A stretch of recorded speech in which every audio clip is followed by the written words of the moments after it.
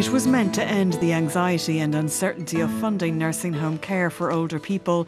But last year the figures did not add up for the Fair Deal scheme. It ran out of money in the middle of the year and its temporary suspension caused confusion and upheaval. I don't think 100 million will get us to the end of this year and meet the needs that this scheme was originally designed to meet. You are entitled to know, as the elderly people involved are entitled to know, where the public's money went. There are people out there who are being prevented from taking up vacant nursing home places.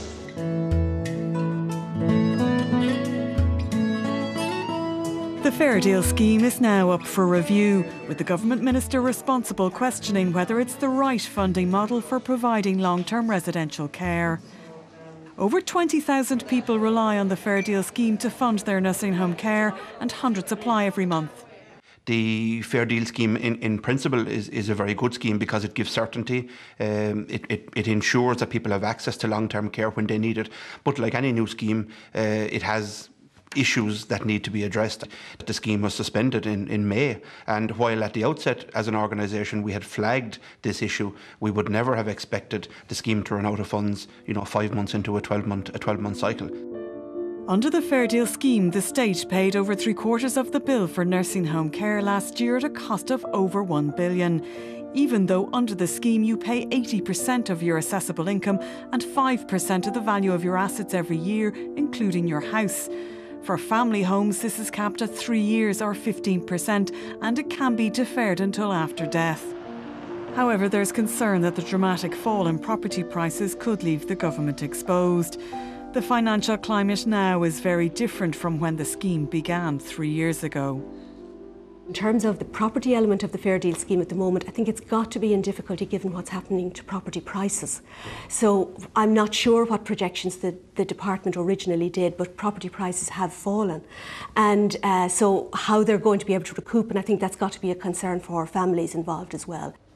The flagship Fair Deal scheme replaced an old system of public beds and subventions that was widely regarded as unfair.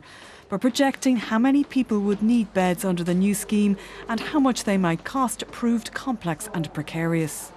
There wasn't sufficient planning and there wasn't sufficient thought, I think, given to projections in terms of the population need, but also dependency need amongst the older population. So it's very important when we're talking about long-stay residential care for older people to be aware that it's not just about the number of older people in our population, it's actually about levels of illness, levels of dependency, and having the right data to enable you to plan. A number of issues played into the Fair Deal scheme running out of money last year, including how the costs of ancillary services like physiotherapy and occupational therapy were accounted for, problems with how the scheme was monitored, and a lack of clarity over the cost of beds. The scheme also should have allowed older patients who were fit for discharge to leave acute hospitals. At the time it was launched, there were hundreds of older patients in acute hospital beds. There was a belief that the Fair Deal was being used rather than to care for older people who needed to go into nursing home beds and had no other option. It was being used to clear acute hospital beds. And certainly there were people who went in who, if we took a broader approach to caring for older people and looked at their needs, and maybe then some people in acute hospital needed rehabilitation, they could have gone home. If they had proper home care support, they might have gone home, or home care packages. But instead the easy option, the fast option, was to sign up for the Fair Deal and put them into a nursing home. Government policy is meant to support older people staying in their homes as long as possible. But a report commissioned by the Department of Health pointed to the fact that a large number of applicants were not considered for home care packages. This suggests that people may be entering long-term care prematurely and inappropriately, which is clearly inconsistent with government policy. This begs the question whether total resourcing and the balance of funding for long-term residential care is appropriate.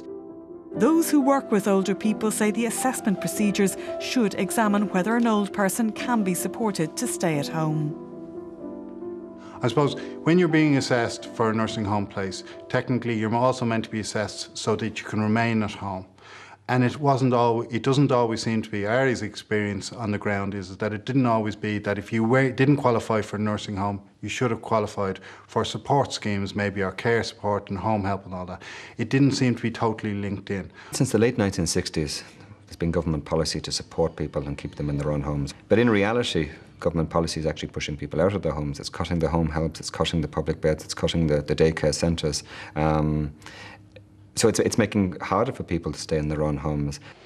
The report on last year's funding shortfall also notes the rising cost of bed prices, especially public beds, something the private nursing home sector has highlighted. When we did the figures last year, we were confident that on the basis of the demand and on the basis of the bed numbers that there would be sufficient funds in the kitty. But one of the significant issues, and it has been raised by the Minister as well, is the high cost of public care. The public nursing homes are costing in the order of 42% higher than the state is willing to pay our members for the same level of care. So that has a significant impact, I would suggest, on the overall budget. It costs a private nursing home €877 a week to provide a bed, or just over €45,500 a year. A weekly public bed costs €1,275, which comes in at just over €66,000 a year. In the midst of fierce opposition, hundreds of public nursing home beds are being closed around the country and some homes are under threat. The moratorium and the cost of meeting HIQA standards have played into the higher cost of public beds, but there have been calls for these cutbacks to be clarified in the context of the review and for proper consultation.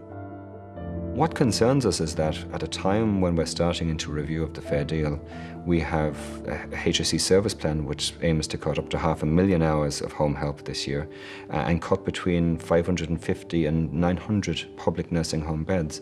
And as part of any review, we need the Department of Health to decide how many public beds do we need in this country.